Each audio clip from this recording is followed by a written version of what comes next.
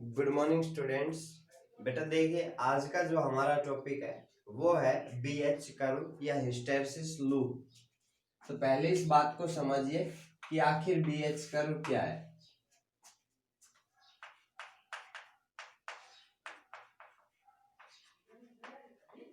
BH curve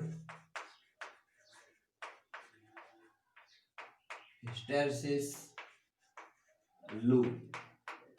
देखिए,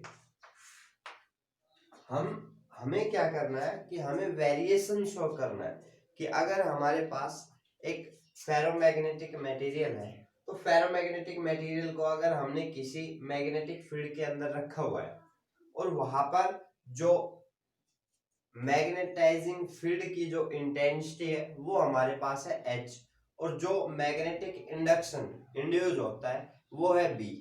clear? तो उन दोनों के बीच हमें वेरिएशन दिखाना है कि आखिर होता क्या है। देखिए, यानी कि जो BH कर्व है ये क्या है? BH curve is basically a curve which represent the variation of magnetic induction with magnetising field intensity. Clear? अभी देखिए, हम इसको शो करते हैं।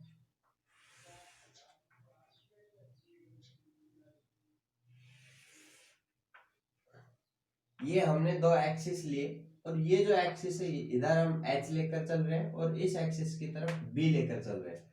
स्टार्टिंग में जो हमारा मटेरियल है उसके अंदर कोई मैग्नेटिक फील्ड नहीं है, उसकी खुद की कोई मैग्नेटिक फील्ड नहीं है। उसको हम एक मैग्नेटाइजिंग फील्ड के अंदर रखते हैं जहां पर मैग्नेटाइजिंग फील्ड इंटेंसिटी H है। क्लियर? अब हम क्या करते हैं, जो मैग्नेटाइजिंग फील्ड इंटेंसिटी है उसकी वैल्यू को इंक्रीज करते हैं। तो जो हमारा मैग्नेटिक मटेरियल है, फेरोमैग्नेटिक मटेरियल, उसके अंदर मैग्नेटिक इंडक्शन प्रोड्यूस होता है और ये लीनियरली ना होके इस तरीके से चलता है। एक पॉइंट आता है, अभी ये हमारा पॉइंट है O। जो पॉइंट है वहां पर मैग्नेटिक फील्ड 0 है। क्लियर? या हम कह सकते हैं इनिशियल मैग्नेटिक फील्ड।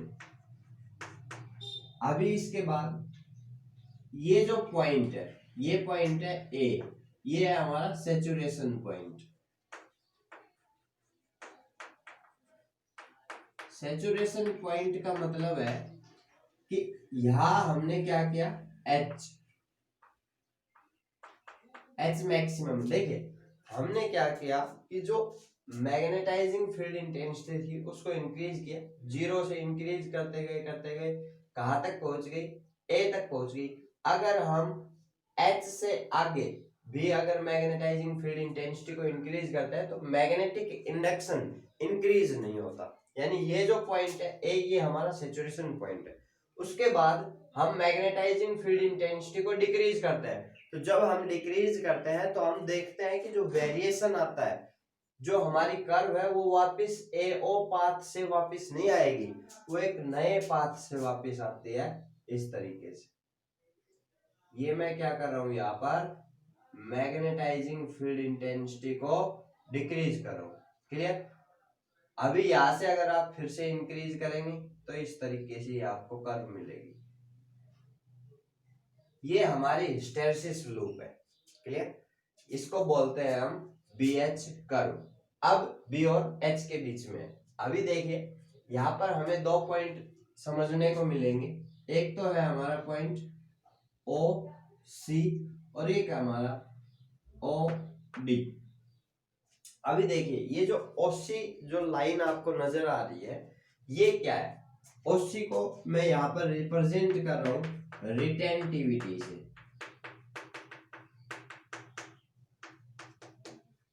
अभी ये रिटेंटिविटी क्या होती है समझिए।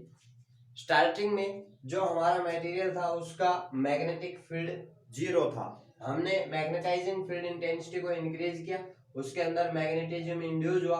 ये जो H मैक्सिमम है, यानी जब हमने मैग्नेटाइजिंग फील्ड इंटेंसिटी की वैल्यू मैक्सिमम कर दी, उसके बाद भी अगर आप इंक्रीज करेंगे तो मैग्नेटिक इंडक्शन इंक्रीज नहीं होगा। तो यहाँ पर ये हमें सैचुरेशन पॉइंट मिला। अब देखिए, जब मैं अप्लाइड मैग्नेटिक फील्ड या अप्लाइड मैग्नेटाइजिंग फील्ड इंटेंसिटी को डिक्रीज करता हूं, तो भाई जब हम मैग्नेटाइजिंग फील्ड को हटा देते हैं तो जो मटेरियल है उसका जो मैग्नेटिज्म है वो जीरो हो जाना चाहिए, लेकिन ऐसा होता नहीं है। जब हम मैग्नेटाइजिंग फील्ड इंटेंसिटी को जीरो कर देते हैं उस समय भी मटेरियल के अंदर कुछ मैग्नेटिज्म बचा रहता है। वो जो मैग्नेटिज्म है उस मैग्नेटिज्म को हम कहते हैं रिटेंटिविटी। यानी आप रिटेंटिविटी के लिए एक लाइन लिख लीजिए कि retentivity is basically the residual magnetism left in the material even after the removal of applied magnetising field. अभी ये जो वैल्यू है ये है हमारे पास ओसी, जो कि रिटेंटिविटी है। अब हमें क्या करना है कि जो मटेरियल है उसके अंदर मैग्नेटिज्म बचा हुआ है, हमें उस मैग्नेटिज्म को जीरो करना है। तो उसके लिए हम क्या करते हैं, अपोजिट डायरेक्शन में मैग्नेटिक फील्ड अप्लाई करते हैं। तो ये जो हमारे पास वैल्यू है ओ डी, ये जो है ये अप्लाइड डायरेक्शन में, पहले हम इस डायरेक्शन में मैग्नेटिक फील्ड अप्लाई कर रहे थे, अभी हमें इसके अपोजिट डायरेक्शन में मैग्नेटिक फील्ड को अप्लाई करना पड़ेगा। और जब हम ये मैग्नेटिक फील्ड अपोजिट डायरेक्शन में अप्लाई करेंगे तो जो हमारा मैग्नेटिक इंडक्शन है या फिर जो हमारा मटेरियल है उसके अंदर जो मैग्नेटिक फील्ड है वो क्या हो जाएगी, जीरो हो जाएगी। तो ये जो अपोजिट डायरेक्शन में जो मैग्नेटिक फील्ड हमने अप्लाई की है इसको हम बोलते हैं कोरेसिविटी, और डी।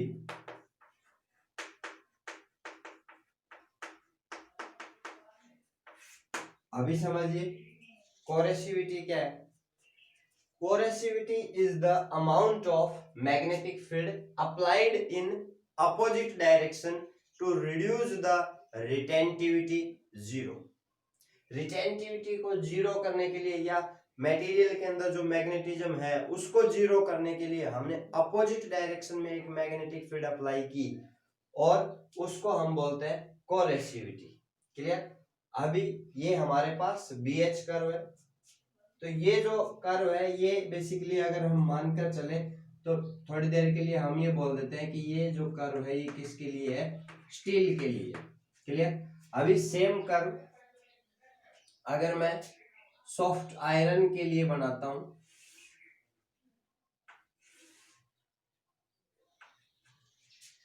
तो सॉफ्ट आयरन के लिए जब आप कर्व बनाएंगे तो आप देखेंगे कि सॉफ्ट आयरन के लिए जो कर्व है वो इस टाइप से होगी।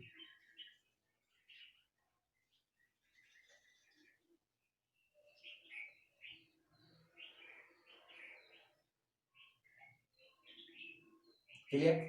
अब इस ये जो कर्व है ये हमने सॉफ्ट आयरन के लिए बनाई, तो यहां से आप देख सकते हैं पहली बात कि भाई जो रिटेंटिविटी है वो क्या है, लार्ज है। क्लियर। ये हमारी रिटेंटिविटी है और जो कोरेसिविटी है वो स्मॉल है। देख पा रहे हैं यहां से। क्लियर। अब यहां से हमारे पास एक वर्ड आता है हिस्टेरेसिस लॉस।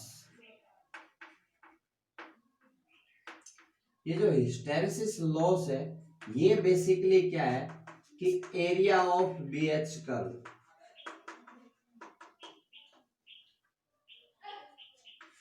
ये जो हमारे पास BH कर्व है इसका अगर हम एरिया कैलकुलेट करें तो जो हमारे पास एरिया आएगा वो हमें वैल्यू देता है कि एनर्जी का कितना लॉस हुआ। क्लियर। तो जिस लूप का एरिया ज्यादा है इसका मतलब उसके अंदर हिस्टेरेसिस लॉस ज्यादा हुआ, जिसका एरिया कम है उसके लिए हिस्टेरेसिस लॉस कम होगा। तो यहाँ से आप देख सकते हैं कि स्टील के लिए जो हिस्टेरेसिस लॉस है वो ज्यादा हो रहा है और सॉफ्ट आयरन के लिए हिस्टेरेसिस लॉस कम है। क्लियर। अभी यही से हमारे पास मैंने आपको लास्ट वीडियो में बताया था कि हम पढ़ेंगे classification of ferromagnetic material. Clear. तो यहाँ से अगर मैं बात करूं कि फेरोमैग्नेटिक मटेरियल के दो टाइप है।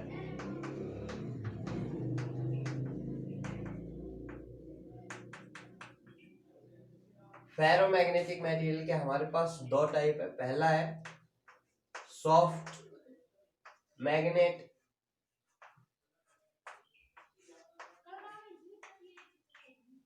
और दूसरा है हमारा हार्ड मैग्नेट।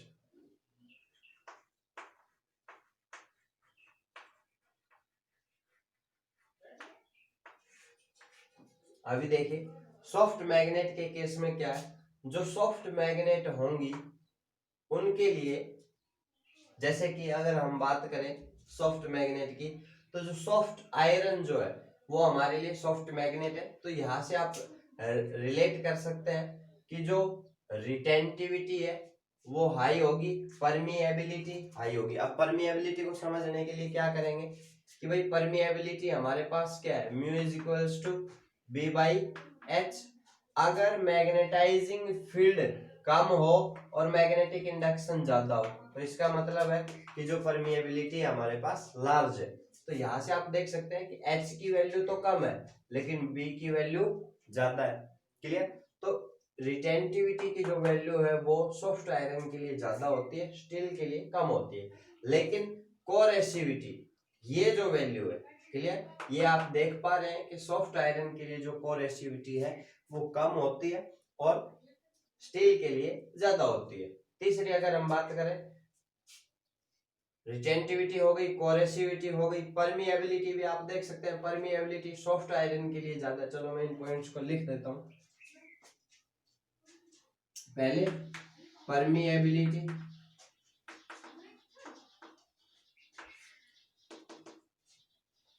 परमिएबिलिटी हमारे पास सॉफ्ट आयरन के लिए ज्यादा होगी। Permeability large for soft iron. अच्छा, अभी नेक्स्ट है रिटेंटिविटी, उसके बाद कोरेसिविटी। तो देखिए रिटेंटिविटी की जो वैल्यू है वो भी लार्ज है, large for soft iron, coercivity small for soft iron. किसके कंपैरिजन में चल रहे हैं हम?